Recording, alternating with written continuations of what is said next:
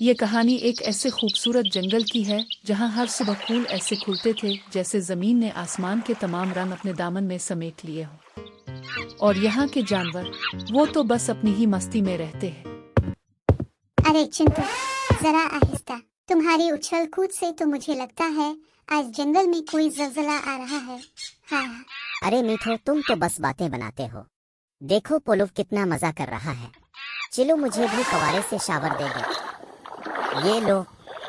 ऐसे जंगल में आदास कौन रह सकता है।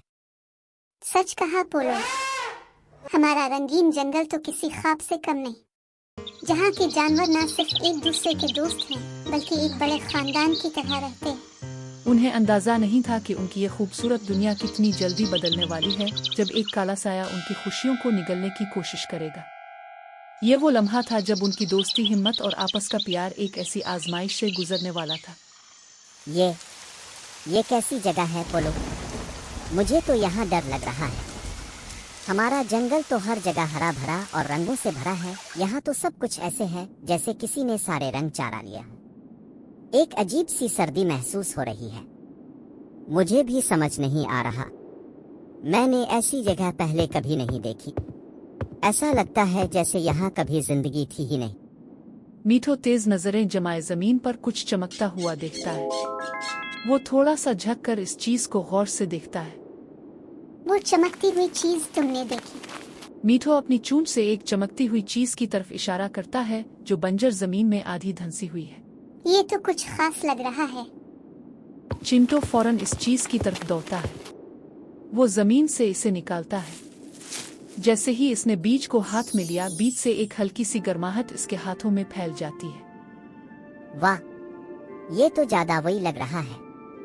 चिंटो, ये कोई आम बीज नहीं लगता। इसमें कुछ खास जादू है। चिल्लू, इसे बरू बाबा के पास ले चलते हैं। हाँ, पोलो बिल्कुल ठीक कह रहा है। बरू बाबा ही हमें इसके बारे में बता सकते हैं। ये तीनों दोस्त इस अनोखे चमकते हुए बीज को लेकर तेजी से बरू बाबा की तरफ चल पड़े। बरू बाबा जंगल का सबसे बड़ा और कदीम दरख्त थे और जंगल की सबसे ऊंची और कदीम शख्सियत भी। चिंटो, पोलुव और मीठो दौड़ते हुए बरू बाबा के पास पहुंचे। चिंटो ने चमकता हुआ बीज उनके सामने रखा। बरू बाबा ने बीज को देखा और उनकी घिरी पुरानी आंखों में एक चमक आ गई। बच्चों, तुमने एक बहुत ही खास और ताकतवर चीज ढूंढ ली है। ये महज एक बीज नहीं, ये जादुई बीज है। ये बीज उस वक्त पैदा होता है जब जंगल पर कोई बहुत बड़ी मुसीबत आने वाली हो, और ये बीज इस मुसीबत को दूर करने की ताकत रखता है, लेकिन इसे इस्तेमाल करने के लिए बहुत ही हिम्मत और दानाई की जरूरत होती है। मुसीबत? कौन सी मुसीबत बरू बाबा? हमारे रंगीन जंगल को भला क्या हो सकता है? मुझे महसूस हो रहा है कि जंगल पर एक काला मनहूस साया मंडला रहा है। एक काला जादूगर है जो अपनी बुराई और लालच की ताकत से इस जंगल की सारी खूबसूरती, हरियाली और जिंदगी को निगल जाना चाहता है। इसका असल मकसद इस जंगल की ताकत यानी हमें खत्म करना है, ताकि वो यहाँ हमेशा के लिए अपनी काला फैला सके। वो हमारी खुशियों का दुश्मन है। पोलुव परेशान हो जाता है। लेकिन हम क्या कर सकते हैं बरूबा? हम तो सिर्फ छोटे जानवर हैं। हम इतने ताकतवर जादूगर का मुकाबला कैसे करेंगे? वो तो बहुत खतरनाक लगता है। यही जादुई बीज ही हमारी उम्मीद की आखिरी किरण है। बरू बाबा की आंखों से एक रोशनी निकलत है। इस बीज को जंगल के सबसे ऊंचे पहाड़ की चोटी पर ले जाकर वहां की सबसे साफ और खालिस सूरज की रोशनी से भरी हुई मिट्टी में बोया जाना होगा। लेकिन ये काम आसान नहीं होगा। वो पहाड़ काले जादूगर की नजर में है और वो तुम्हें किसी भी कीमत पर वहां तक पहुंचने नहीं देगा। ये सफर मुश्किलात और खतरात से भरा होगा। क्या तुम इसके लिए तैयार हो मेरे बच्चों? चिंटो एक लम्हे के लिए रुकता है। इसकी आंखों में हिम्मत की एक चमक आती है जो खौफ को मिटा देती है। वो अपनी छोटी मुट्ठी मजबूती से बंद करता है। हम ये काम जरूर करेंगे बरू बाबा। हम अपने रंगीन जंगल को बचाएंगे। वो सुई से हम काला जादूगर को कभी कामयाब नहीं होने देंगे। हाँ, हम साथ हैं बरू बाबा। चिल्लू, जितनी जल्दी हो सके हमें निकलना होगा। ये दोनों दोस्त अपने जंगल को बचाने के अज़्म के साथ बरू बाबा से रुखसत होते हैं। जादुई बीज को लेकर चिंटो, पोलू और मीठो ने पहाड़ की तरफ अपना खतरनाक सफर शुरू किया। सूरज की किरणें उनके रास्ते को रोशन कर रही थीं, लेकिन हर कदम पर उन्हें एक नई रुकावट का सामना करना पड़ रहा था। तीनों एक गहरी और तेज बहाव वाली नदी के किनारे पहुंचते हैं। नदी का पानी बहुत गहरा है और उसका बहाव इतना तेज है कि लगता है जैसे कोई गुस्से में हो। पानी में बड़े बड़े पत्थर भी बह रहे हैं। पोलू नदी के पानी में अपनी सूंड डालता है।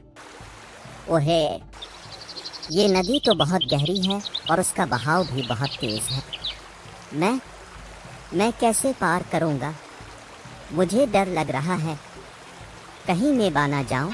चिंटो नदी के इस पार एक दरख्त पर चढ़ता है। पोलू की तरफ देखकर उसकी परेशानी महसूस करता है। फिक्र मत करो पोलो, हम तुम्हारे साथ हैं। हम तुम्हें अकेला नहीं छोड़ेंगे मीठो। चिल्लू कुछ करते हैं, हमें पोलू को पार करवाना है। मीठो अलिफाड़ कर नदी के इस पार जाता है, फिर वापस आता है। इसकी आवाज़ में फौरन एक ख्याल आता है। मुझे यहाँ एक बहुत लंबी और मजबूत बैल नजर आ रही है। हम इसे इस पार दरख्त से बांध सकते हैं। पोलू, तुम अपनी ताकतवर सूंड से इसे मजबूती से पकड़ लेना, डरना मत। चिंटो बैल को मजबूती से पकड़ता है। पोलू की तरफ देखकर हिम्मत बख्शता है। पोलू, तुम कर सकते हो, हम तुम्हारे साथ हैं, बस जोर से पकड़ना। चिंटो और मीठो मिलकर बैल को नदी के इस पार एक मजबूत दरख्त से बांधते हैं। पोलू खौफ पर काबू पाते हुए बैल को मजबूती से पकड़ता है और आहिस्ता आहिस्ता कदम ब कदम नदी के तेज बहाव का मुकाबला करते हुए नदी पार करता है। पोलू नदी पार करके एक गहरी सांस लेता है। शुक्रिया दोस्तों, तुम न होते तो मैं कभी पार न कर पाता। मेरी तो जान ही निकल गई थी। चिंटो हंसकर पोलू से कहता है, ये तो हमारी दोस्ती की ताकत है। अब चलो, वक्त कम है। काला जादूगर का साया हर लम्हा बढ़ रहा है। वो आगे बढ़ते हैं और एक घने तारीक जंगल में दाखिल होते हैं, जहां दरख्त इतने करीब हैं कि सूरज की एक किरण भी जमीन तक नहीं पहुंच रहे। फिजा में एक पुरस्रार सी खामोशी छा जाती है। अरे बाप रे, ये जंगल तो कितना तारीक है, रास्ता भी नजर नहीं आ रहा। और ये कैसी आवाजें हैं? यहाँ तो हर तरफ एक जैसी झाड़ियाँ हैं, जैसे कोई हमें देख रहा हो। मीठो, तुम तो ऊपर हुआ में जा सकते हो, क्या तुम रास्ता देख सकते हो? फिक्र मत करो, रास्ता मिल गया। इस तरफ आओ, सीधे जाओ, फिर दाएं मारकर छोटी पावडंडी पर चलो, वहाँ है आजादी का रास्ता। जैसे ही वो पहाड़ के करीब पहुंचे, मौसम बदल गया। काले बादल, तेज हवाएं, जलती हुई बदबू। काला जादूगर जंगल को तबाह करने आ रहा था। वो आ रहा है, इसकी बुरी ताकत की बो आ रही है। भागो। एक लम्हे में काला जादूगर काले बादलों में लिपटा सामने आ गया।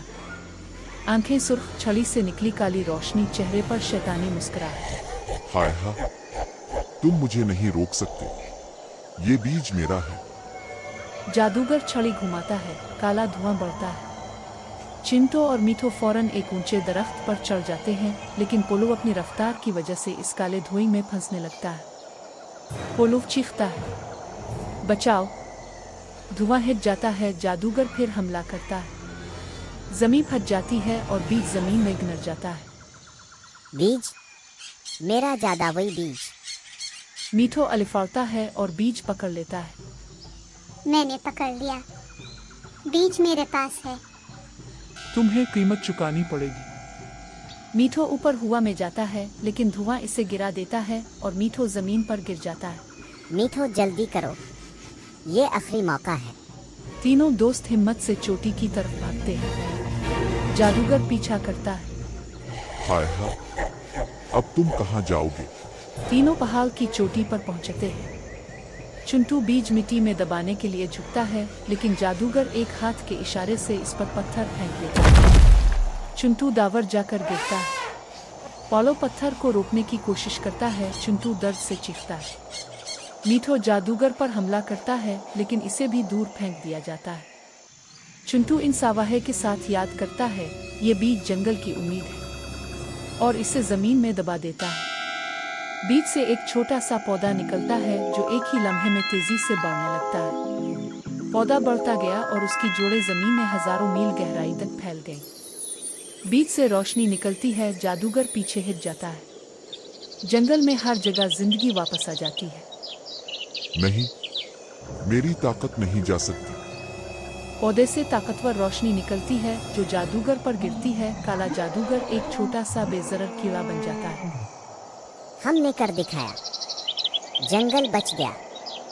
तीनों दोस्त बैरू बाबा के पास वापस जाते हैं। तुम्हारी दोस्ती, हिम्मत और भरोसा ने जंगल को बचाया। तुम असल हीरोज हो।